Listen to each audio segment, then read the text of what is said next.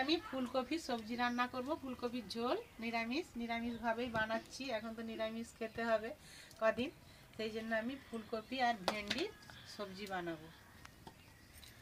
কড়াইতে তেল দিয়ে দিচ্ছি। এবার সবজিগুলো, ফুলকপিগুলো তেলের উপরে আমি ভেজে নেব ভালো করে।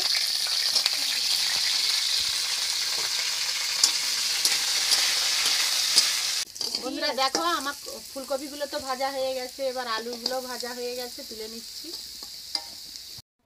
বলুন।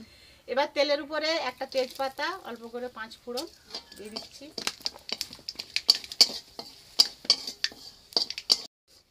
এবার 2টা কাঁচা লঙ্কা দিয়ে দিচ্ছি। 1 চামচ আদা বাটা দিচ্ছি।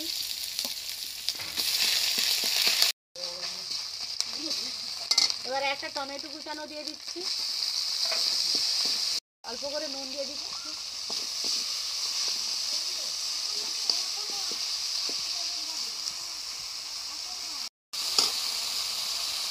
এই হলুদ দিয়েছে, হলুদ দিব। 1/2 চামচ হলুদ গুঁড়ো দিচ্ছি।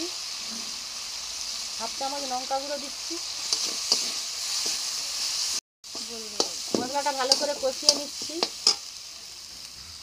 এবার মশলার উপরে একটু অল্প করে জল দিয়ে দিচ্ছি।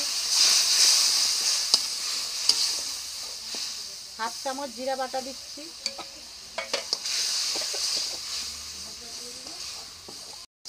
এবার মশলার মধ্যে ফুলকপি আলু যে ভেজে রেখেছিলাম দিয়ে দিচ্ছি। ভালো করে কষিয়ে নিচ্ছি।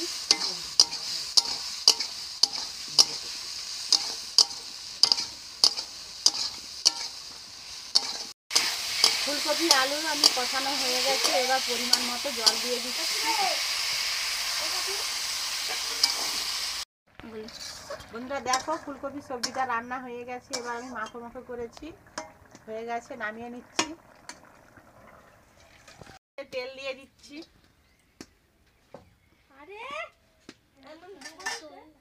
কড়াইতে অল্প করে আমি 5 ফোড়ন দিচ্ছি। একটা তেজপাতা, একটা গোটা লঙ্কা, শুকনো লঙ্কা দিচ্ছি। ভেন্ডিগুলো তেলের উপরে আমি নেড়ে নেব। এবার ভেন্ডিতে অল্প করে আমি পরিমাণ মতো নুন দিয়ে দিচ্ছি। এবার ভেন্ডিতে আমি অল্প করে হলুদ গুঁড়ো দিচ্ছি। পোস্ত বাটা দিয়ে দিচ্ছি।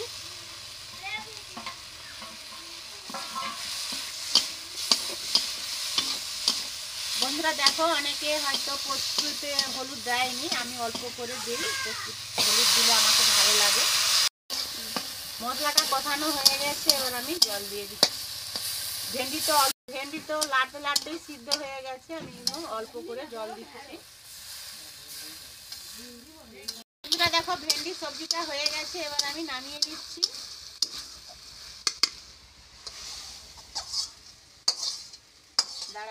ফুলকপি মাখা মাখা তরকারি করেছি, আর এটা ভেন্ডির সবজি করেছি, আর ভাত।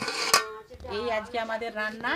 এখন তো নিরামিষ চলছে, আর এর থেকে বেশি কিছুই চলবে না। মাছ মাংস তো খাওয়া যাবে না 15 দিন। ভালো লাগলে ভিডিওটা লাইক কমেন্ট শেয়ার করবে, আমার পাশে থাকবে। আর নতুন নতুন ভিডিও এখন দিতে পারছি না, তার জন্য ক্ষমা করে দিবে।